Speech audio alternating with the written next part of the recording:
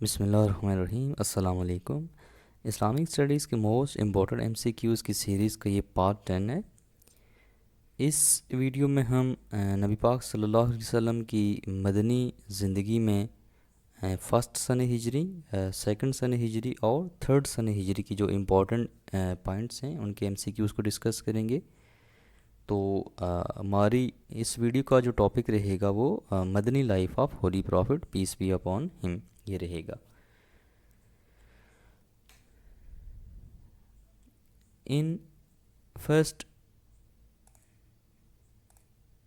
سنہ ہجری start of اذان، تو یہ نماز کے لیے باقاعدہ اذان کا جو آغاز ہوا وہ فرسٹ سنہ ہجری میں ہوا، اور جو پہلی جمعہ کی نماز تھی وہ بھی فرسٹ سنہ ہجری میں ادا کی گئی۔ میرج ٹو حضرت عائشہ رضی اللہ تعالیٰ ان فرسٹ سنہ ہجری، تو یہ نبی پاک صلی اللہ علیہ وسلم اور حضرت عائشہ صدیقہ رضی اللہ تعالیٰ کی شادی ہے جو کہ فرسٹ سنہ ہجری میں ہوئی۔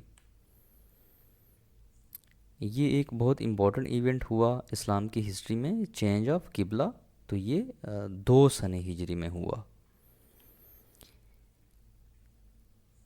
قبلے کا چینج کا جو آرڈر تھا یہ مائیگریشن کے 18th منتھ میں ہوا، 18ویں مہینے میں، اور نبی پاک صلی اللہ علیہ وسلم اور اپنے صحابہ کے ساتھ ظہر کی نماز ادا کر رہے تھے، اور یہ جو مسجد ہے یہ مسجد ذو قبلتین ہے جہاں پر چینج آف قبلے کا آرڈر ہوا تھا۔ مسجد ذو قبلتین، اس کے 2 محراب ہیں۔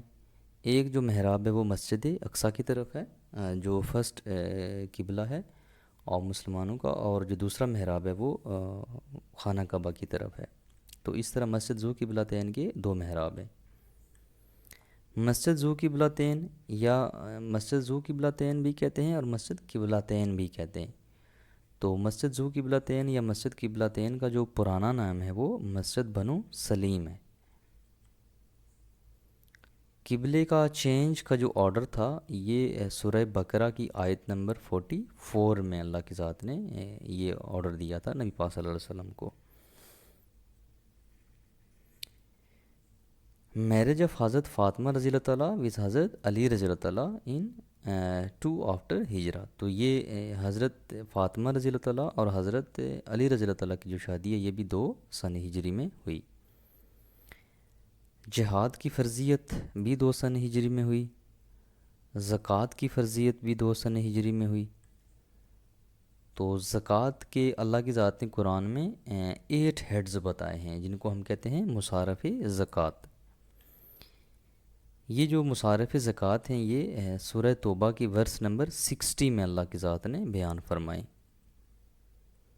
زکوٰۃ اپنی ویلتھ کا 2.5% کے ریٹ کے ساتھ جو ہے وہ پے کی جاتی ہے، اور زکوٰۃ یہ نان مسلمز کو بھی دی جاتی ہے کہ یہ جو 8 ہیڈز آف زکوٰۃ ہیں جو سورہ توبہ میں، ان میں ایک جو آپشن ہے یا ایک جو ہیڈ ہے وہ نان مسلمز کے لیے بھی ہے۔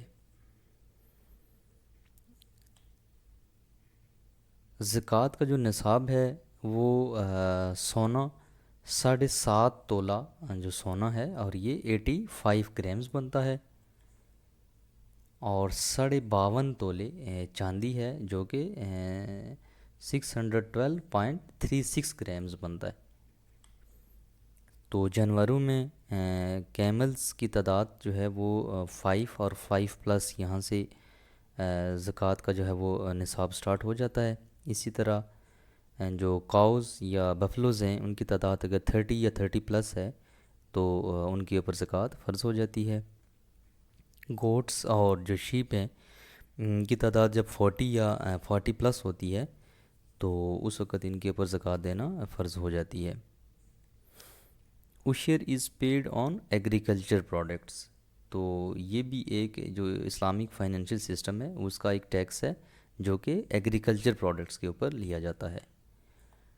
تو اگر جو ایگریکلچر ہے یہ نیچرلی اگر اریگیشن اس میں ہو رہی ہے تو تب ان پروڈکٹس کا 10% جو ہے وہ عشر میں دیا جاتا ہے، اور اگر آرٹیفیشل طریقے سے اریگیشن ہو رہی ہے تو تب جو عشر ہے وہ 5% کے ریٹ کے ساتھ پے کیا جاتا ہے۔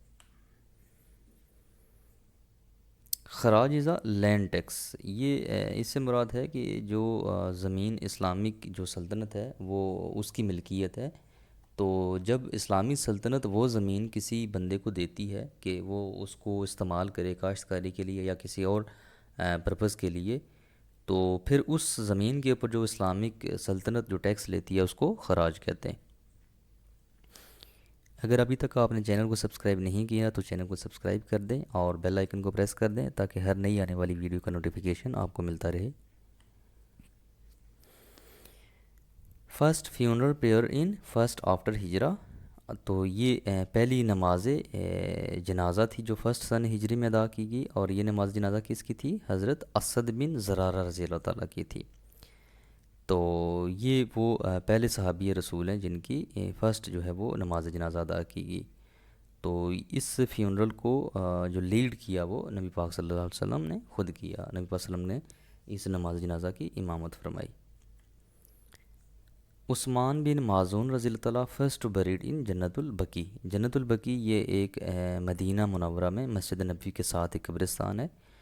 تو ایک جگہ پہ ویسے حضرت عثمان بن معزون رضی اللہ تعالیٰ کا لکھا تھا کہ یہ پہلے صحابی رسول ہیں جو جنت البقیع میں دفن ہیں، اور ایک جگہ پہ میں نے پڑھا وہ حضرت اسد بن زرارہ رضی اللہ تعالیٰ کا بھی لکھا ہوا تھا۔ تو آپ بھی اس کو یا کسی اتھینٹک سورس سے دیکھیں، اور کہیں سے اگر آپ کو بالکل 100% کوئی ایگزیکٹ اگر آپ کو چیز ملتی ہے تو آپ مجھے ضرور میری کامنٹ جو سیکشن ہے اس میں ضرور آپ نے بتانا ہے۔ تو یہ دونوں جو صحابی رسول ہیں حضرت اسد بن زرارہ رضی اللہ تعالیٰ اور یہ حضرت عثمان بن معزون رضی اللہ تعالیٰ، ان دونوں کے بارے میں آتا ہے کہ یہ پہلے پہلے وہ صحابی رسول ہیں جو جنت البقیع میں دفن ہیں۔ 3 سن ہجری کا ایک امپورٹنٹ ایونٹ ہے بیٹل آف احد، غزوہ احد۔ اور احد جو ہے یہ ایک پہاڑ کا نام ہے، ماؤنٹین کا نام ہے۔ غزوہ احد میں جو قریش مکہ تھے ان کو لیڈ کر رہا تھا ابو سفیان، اور جس وقت نبی پاک صلی اللہ علیہ وسلم غزوہ احد کے لیے تشریف لے جا رہے تھے، تو جس وقت نبی پاک صلی اللہ علیہ وسلم مدینہ سے نکل رہے تھے تو اس وقت مسلمانوں کی تعداد 1000 تھی، لیکن اس کے اندر ایک جو منافقین کا گروہ تھا وہ بھی کام کر رہا تھا جس کا سردار تھا عبداللہ بن ابے۔ تو جس وقت نکلنے کا وقت آیا تو عبداللہ بن ابے کا یہ جو 300 بندہ تھا یہ مسلمانوں کی جو مین جو گروپ تھا وہاں سے یہ واپس ہو گیا۔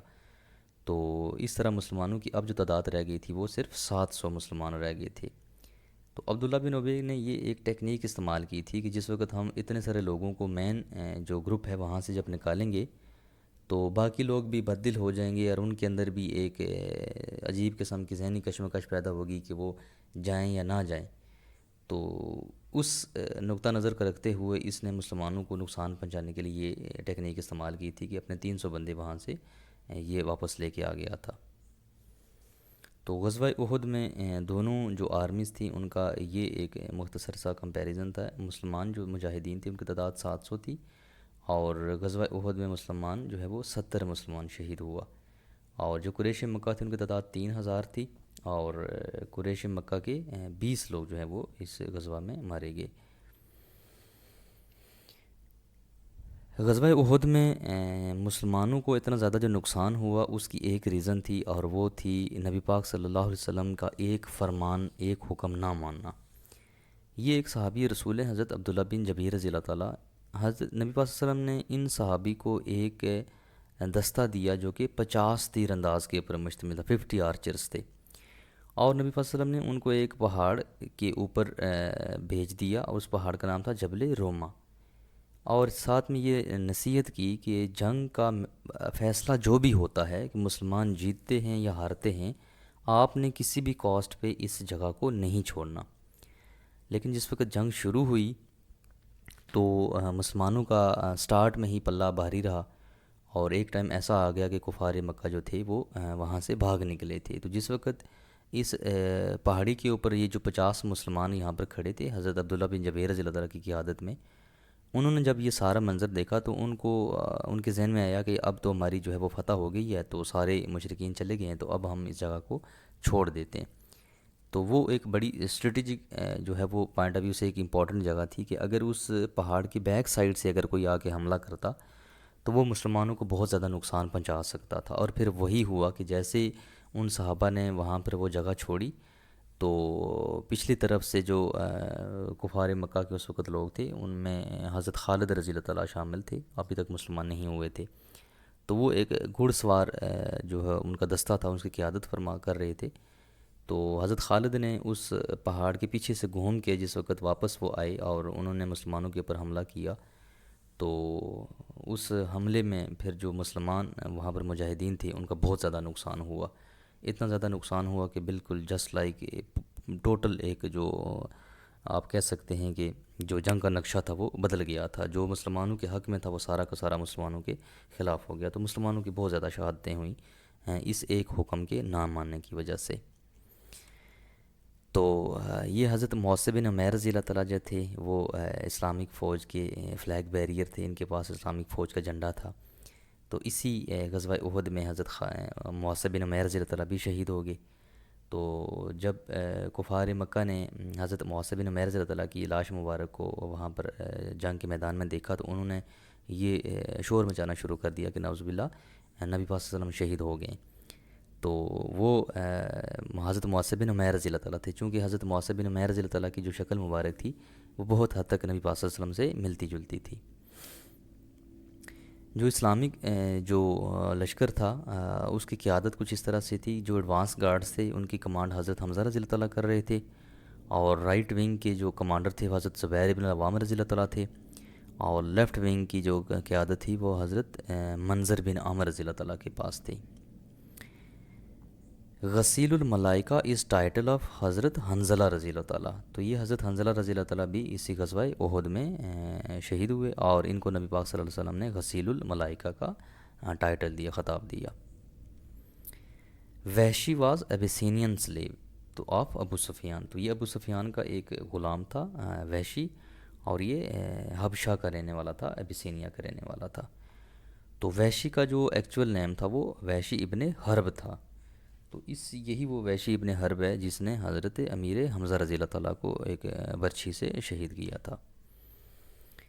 غزوہ احد میں جو مسلمان خواتین تھیں انہوں نے فرسٹ ٹائم پارٹیسپیٹ کیا تھا۔ مسلمان خواتین نے حضرت آئی تھنک حضرت عمارہ رضی اللہ تعالیٰ تھیں، اور ایک اور صحابیہ تھیں، وہ میں ان کا نام بھول گیا، انہوں نے بڑی بہادری سے وہ لڑی تھیں، اور جو لاسٹ پہ کچھ 10-12 جو مجاہدین بچے تھے جنہوں نے نبی پاک صلی اللہ علیہ وسلم کو اپنے حصار میں لیا ہوا تھا، تو ان مجاہدین میں وہ ایک 2 خواتین تھی، وہ سوری میں ایک خاتون کا نام بھول گیا، وہ بھی ان لوگوں کے اندر شامل تھی جنہوں نے بالکل اپنے جسم کو نبی پاک صلی اللہ علیہ وسلم کے سامنے ایک دیوار بنا دیا تھا، اور اللہ کے نبی کو آخری حد تک انہوں نے کوشش کی تھی کہ نبی پاک صلی اللہ علیہ وسلم کو کوئی نقصان یا تکلیف نہ پہنچے۔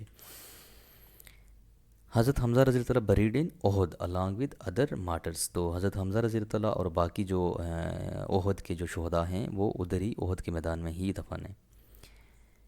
ہولی پروفیٹ صلی اللہ علیہ وسلم کلڈ ابی ابن خلف، تو یہ ایک منافق تھا، اور اس کو نبی پاک صلی اللہ علیہ وسلم نے غزوہ احد میں قتل کیا تھا۔